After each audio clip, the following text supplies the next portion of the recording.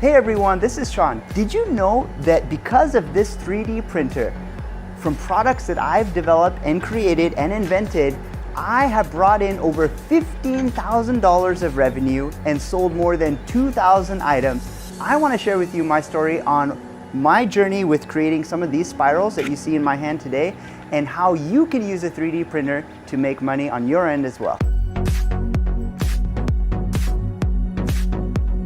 When you are starting a business, when you want to invent something, the key is this: get to market quickly.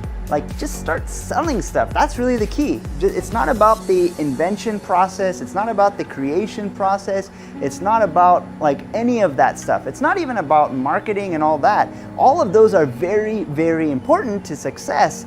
But the key is get to market quickly, because what if nobody likes your product? What if nobody wants it? What if nobody's even interested? You need to have a way to find out very quickly if people even want to buy your product. Now, up until the age of 3D printers, that was almost impossible and was reserved for a few elite people, unless of course you're making stuff out of sticks and straws or something really simple.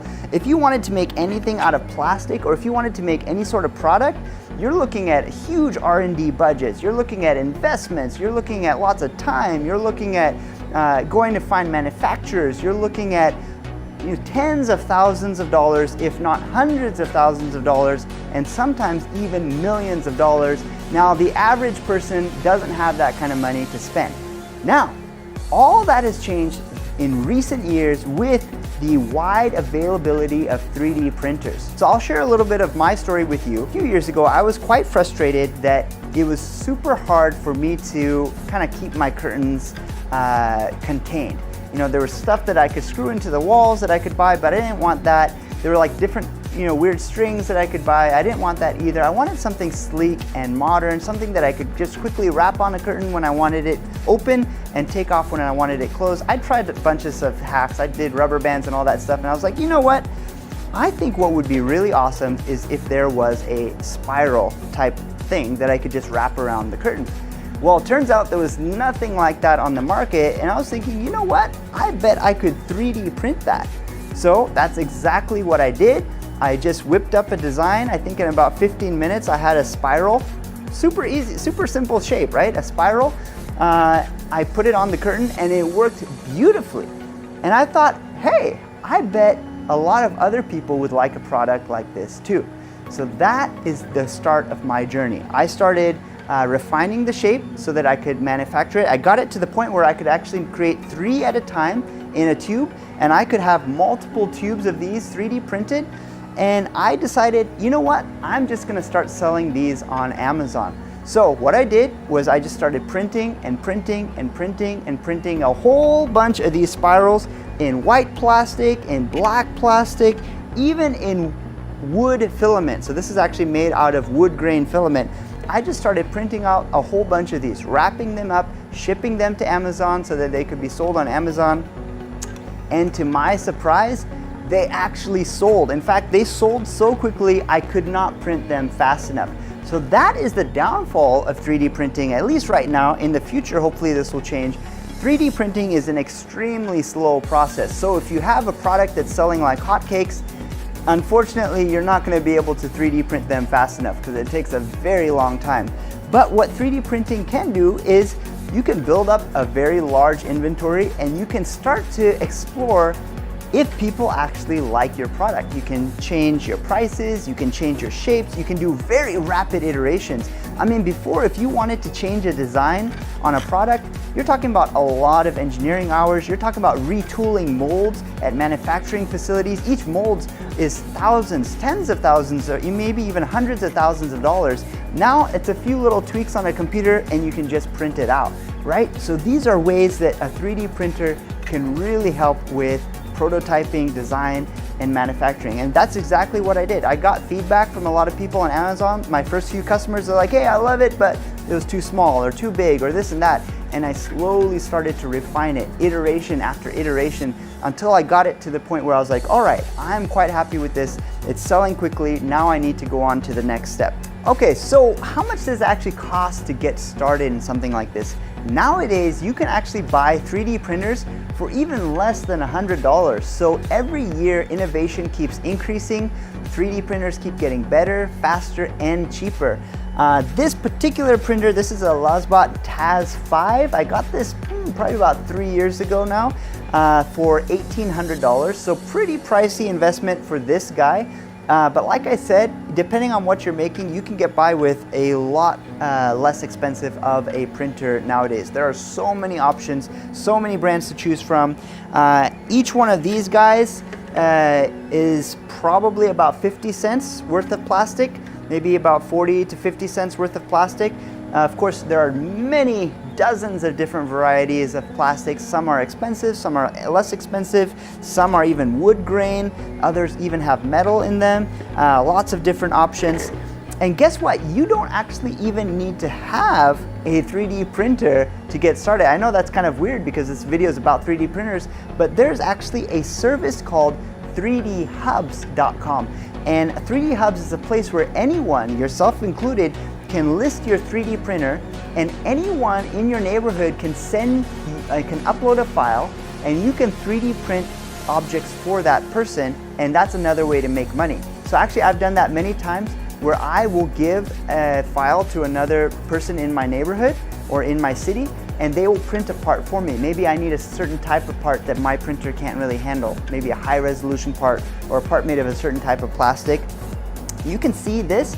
I actually 3D printed this out of solid steel. Okay, not me with my 3D printer, but I actually sent it off to a service to 3D print for me. So even if you don't want to spend the upfront investment to buy your own 3D printer, you can still send your part to somebody else and have them make it for you. Or let's say you don't have a product. You're still wanting to make money off of a 3D printer, but you don't have a product and you're not wanting to deal with manufacturing and trying to market your product. That's great. List your 3D printer on 3D Hubs and you can actually make a decent amount of money with people sending you parts and you printing stuff for people's parts. So lots of different options to make money with a 3D printer. Okay, so just to wrap up my story here, after I found out that I could not print these fast enough, and even if I bought multiple 3D printers, I couldn't print them fast enough, I decided I had the information that I needed. This product was selling, it was a popular product, and I needed to go to manufacturing. So that's when I started exploring different options. I looked at 3D molds. Those cost a lot of money. I would have needed at least $50,000 of investment. I decided, you know what, I can't really do that. Let's look at other options. I actually went to Africa, had them do some prototypes. I actually had somebody in Africa create something out of bamboo. This one I don't feel like was quite market ready. But these little PVC pipe ones, this one's a little bit dirty, but the PVC pipe ones I was a little bit excited about. Had several hundred of those made in Africa, sent over. I did end up selling them, but they sold at a price point that was a little bit too low to sustain. So I decided, all right, I need to go back to the drawing board. These are selling, but I need to find a good product. And that's when I decided, you know what, let's try bamboo again. So I even tried making the bamboo spirals, manufacturing the bamboo spirals myself. I actually 3D printed special attachments. I got some Dremel tools. I built this wooden rig, and I actually started to make them. And despite all that effort, the spirals were terrible. They turned out terrible, completely ugly. I'm like, you know what? I could spend a few more months refining this tool. The tool in itself, I mean, who knows? I could have probably even sold that. And I was like, you know what? I don't have $50,000 to invest in a mold. I don't have months of time to invest refining this rig. Like, I just need to find somebody who's a professional who works with bamboo to do this for me. So I had a company in Vietnam make them and a company in Indonesia make them. And turns out I got a really good product at a great price point from a company in Indonesia. I had them make a lot of these spirals, almost 2,000 of these spirals, and ended up wrapping them up, labeling them, sending them to Amazon, and sold every single one of them. At the end of the story, I made over $15,000 in revenue. I sold over 2,100 spirals, over 1,000 pairs of these spirals between the plastic spirals and the bamboo spirals. After everything was said and done, by the time I paid for shipping, by the time I paid for manufacturing, by the time I paid Amazon their fees and their seller fees and their commissions, in the end, although I brought in over $15,000 of revenue, my costs were roughly $15,000 as well. So the end profit was probably only a few $100s after that whole ordeal. So all that to say, I had to make a decision. Did I want to continue this business? I felt like it was good. It was a popular product. It was selling. But right around that time, my HoloLens mixed reality business started kicking off, and I decided I need to make a choice. I need to focus. So decided, all right, I'm not going to make any more of these spirals. I'm going to go ahead and call that a good run. I didn't lose any money. I made just a small tad of money, but I learned a lot. I learned a lot about how powerful 3D printers are for entrepreneurs looking to test their ideas quickly, looking to make some money.